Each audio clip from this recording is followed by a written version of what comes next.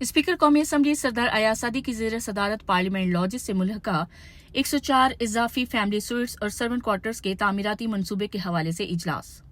Speaker قومی assembly کا parliament lodges میں 104 فیملی سوئٹس کی تعمیر میں تاخیر پر اظہار برہمی۔ اسپیکر قومی اسمبلی کا پارلیمنٹ لاجز سے ملحقہ اضافی فیملی سوئٹس کی بروقت تکمیل کو یقینی بنانے کی ہدایت۔ اسپیکر قومی اسمبلی نے سی ڈی اے کو منصوبے کے کام کی رفتار میں تیزی لانے کی بھی ہدایت کی۔